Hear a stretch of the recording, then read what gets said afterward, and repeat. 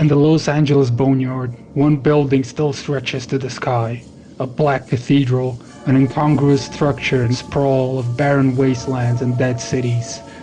Underneath lies a vault, which instead of preserving its inhabitants from outside threats, is filled to the brim with super mutants, guarding their creator and god, Richard Moreau. No longer a man, Richard Moreau, later Dr. Gray, is now known by a number of names. The Master, the Holy Flame, the Dark God.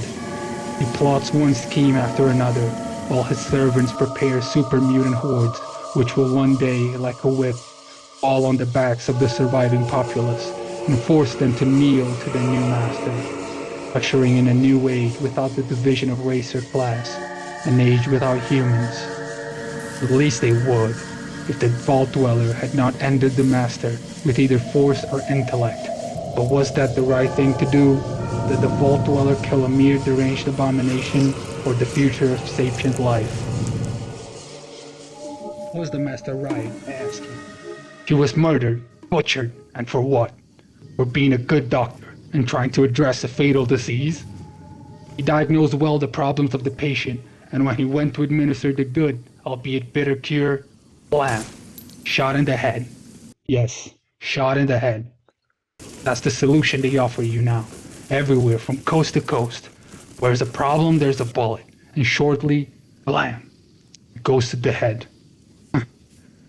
But at this rate, we will run out of heads, you see. I'm not suggesting that he was right in everything he did. But look around this here community, strong, helpful, fair. That's how every single place in the wasteland could look, should look. If only it were not so hideous, Who the fuck? then I could sell it for a good price. One season, old posters with Santa were in demand. Another season, everybody, the barons from Shady, would kill for snow globes. Now, it's all about glassware. Cups, jars, chalices, and mazagrans. Everything's sold, and with a hefty margin at that. Glass is a brittle material, too weak to survive in these conditions. It fractures, leaving shards which hurt the skin, and hitting in the grass pose danger to everybody who walks too carelessly. Yes, mister, but there are many kinds of glass. Not everyone shatters easily. If they do break, you can take the shards and melt them again into fine glass. You can melt them as you see fit, yet you always get just glass with the same flaws, just in changed capacity. And for what gains you get in one regard, you lose in another. You clean the glass as many times as you want, not realizing that the same greatness that brought the manufacturer's success brought him in due time also bankruptcy. You return to the time-tested shapes, rebrand glass and put picture of a gladiator on it. But did not in those hallowed times of antiquity glass shatter the same as it does now?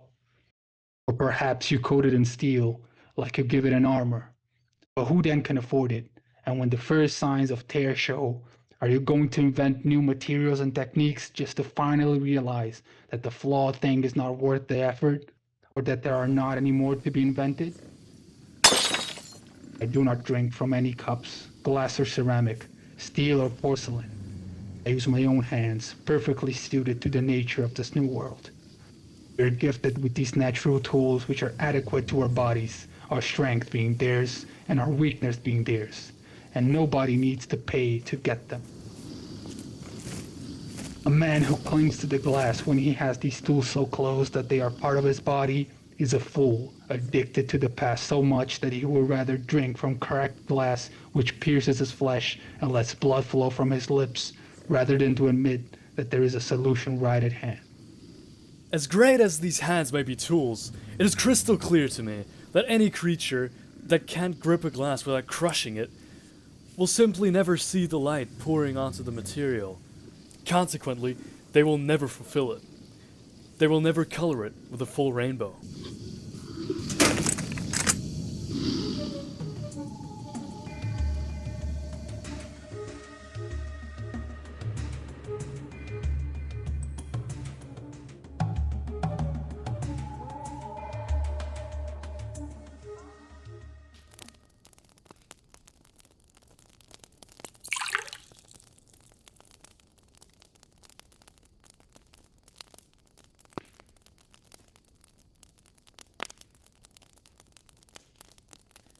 You shouldn't heed everything you hear, boy. That mutant was speaking persuasively, but he wasn't telling everything in its true essence. Water will flow from your hands, and Master's cure was not good. I bet you did not see any children in that town.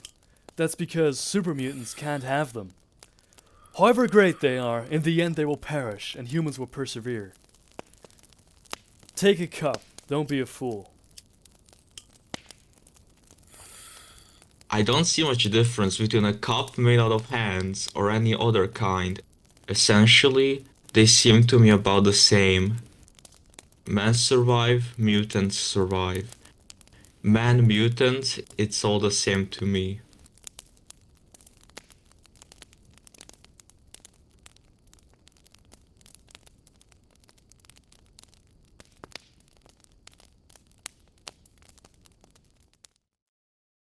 Super mutants rape my whole family. Why am I agreeing with super? They don't have dicks, bro. They can't rape. Have you I'm not pretty played sure they Fallout? do. They just can't reproduce. How did the master not realize that they can't fucking... Super mutants are just like an allegory for incels, you know? Super mutant manifesto, I can't breed. You know, the physics are Alien is a super mutant.